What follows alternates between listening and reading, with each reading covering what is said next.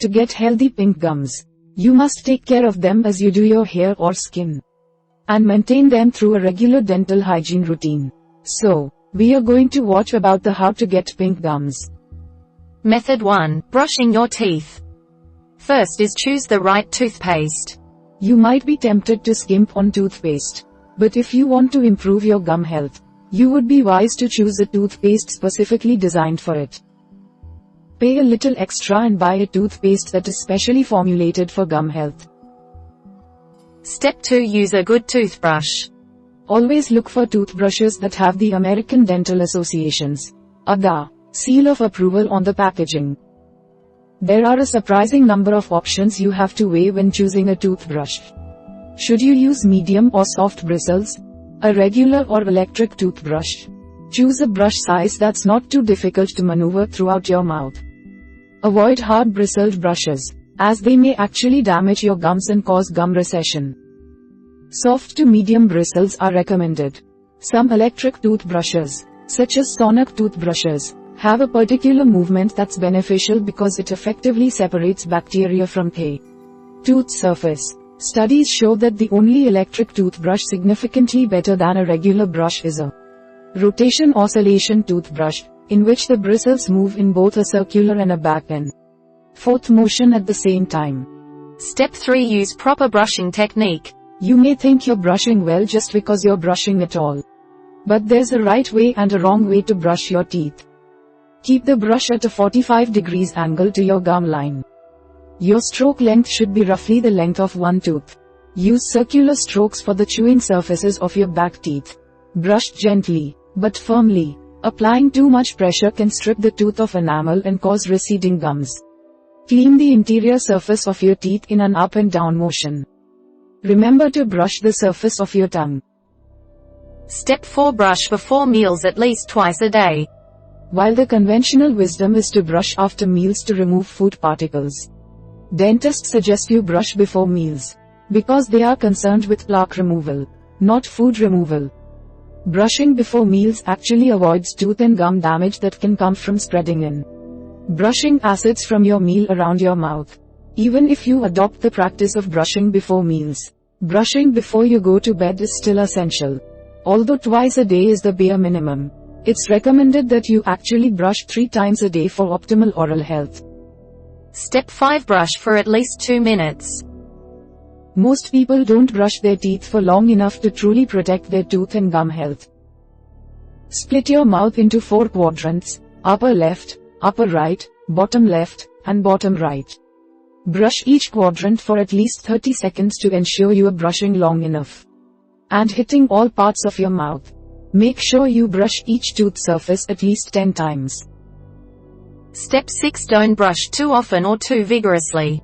Brushing more than 3 times a day on a regular basis, or applying too much pressure when you brush can actually damage your gums and teeth. Dentists call this toothbrush abrasion, and it can result in both receding gums and enamel deterioration that can lead to sensitive teeth. The main cause is represented by the back and forth brushing with high pressure and rapid movements. If you're using an electric brush, let it do all the work. Don't apply extra pressure of your own. Finally, replace your toothbrush regularly. Toothbrush bristles will wear down and become less effective with use. They can also be homes for all sorts of bacteria they find in your mouth. So you need to replace them from time to time. Dentists recommend replacing your toothbrush every 3 to 4 months, or when the bristles start spreading apart, making each stroke cause more harm than good.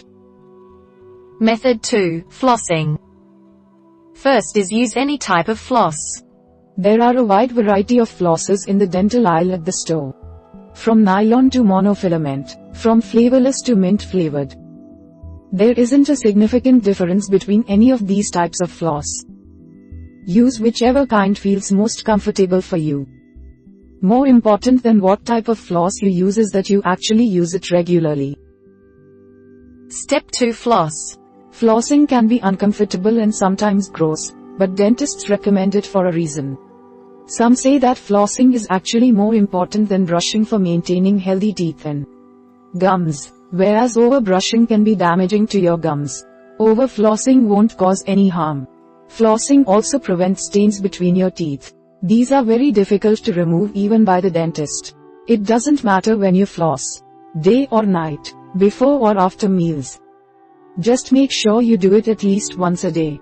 Step 3. Use proper flossing technique. The Ada provides specific instructions on how to perfect your flossing technique. Use about 18 inches of floss, securing them to your fingers by winding them around the middle finger on each hand. Make sure not to cut off blood circulation to your fingertips. Unwind and rewind as necessary throughout the flossing process. Pinch the floss between your thumb and forefinger to stabilize. Use a back and forth sawing motion to ease the floss between your teeth, all the way up to the gum. Don't snap the floss up hard against your gums. This can be painful, and can cause gum damage over time. Curve the floss into a C shape against the side of the tooth. Gently and slowly move the floss up and down the length of the tooth. Insert the floss between the tooth surface and the prominent gum, called papilla. Floss every single tooth, including the hard-to-reach ones in the back of your mouth. Floss both sides of each tooth. Finally, floss through the bleeding. If you're not a regular flosser, you'll probably see some blood on your floss when you start back up. Don't take this as a hint to stop flossing. Your gums are bleeding because you're not flossing. Continuing your daily flossing will help stop the bleeding over time and improve, not hurt, your gum health. Method 3. Using mouthwash. First is buy the right mouthwash. Mouthwash is an important product because you only target your teeth and gums through brushing and flossing. Mouthwash can treat the rest of your mouth, the cheeks, the tongue, and other exposed surfaces that need cleaning in order to maintain gum health. Choose a mouthwash that has the Ada seal of approval on the packaging. Mouthwash can be seen as an oral disinfectant that eliminates a high percentage of the bacteria and plaque involved in cavities or any other dental and mucosal issues. Choose therapeutic mouthwash specially formatted for gum health over cosmetic mouthwash designed for temporary breath freshening. Avoid alcohol-based mouthwashes that can dry out the skin and cause lesions over time. Step 2. Make your own mouthwash. Studies have suggested that turmeric is as good at treating gum disease like gingivitis as store-bought mouthwashes. Dissolve 10 mg of turmeric extract in 3.5 ounces of hot water. Let the water cool down to a comfortable temperature. Other natural alternatives to store-bought mouthwashes include cinnamon, fennel, ginger, lemon essential oil, tea tree oil, raw honey, and many others. Step 3. Use proper mouthwashing technique. Look at the packaging for specific instructions before proceeding, because mouthwashes with special formulas might have different recommendations for how long you should keep it in your mouth, or whether or not you should dilute the product. If the packaging says to dilute the product, follow their instructions for doing so. Use warm water. If you feel a burning sensation or the taste is too strong, dilute it further. Pour it into your mouth and swish it around your mouth vigorously for 30 to 60 seconds. Gargle the mouthwash in the back of your throat for another 30 to 60 seconds. Spit the mouthwash out into the sink. Rinse your mouth with water. Finally, don't use mouthwash immediately after brushing. Rinsing your mouth with mouthwash can actually undo some of the benefits of brushing your teeth. For best results, either use mouthwash before brushing your teeth, or at least half an hour after brushing your teeth. Method 4. Seeking professional help. First is make regular appointments with a dentist. Even if you are taking care of your oral hygiene very well at home, there are certain things, like removing plaque buildup, that simply can't be done at home. You must see a dentist with professional tools for this aspect of your gum and tooth health. How often you visit the dentist depends on your individual needs, but you should have your teeth and gums checked at least once a year. Your dentist will advise you on when you should return for your next checkup. Step 2. Seek immediate attention if your condition requires it. There are many problems that could require professional attention, but the main symptoms for gum disease include swollen or red gums, bleeding beyond what is normal for early flossing, loose teeth, receding gums with pain or sensitivity, chronic bad breath or bad taste in the mouth, Step 3. Find a good dentist.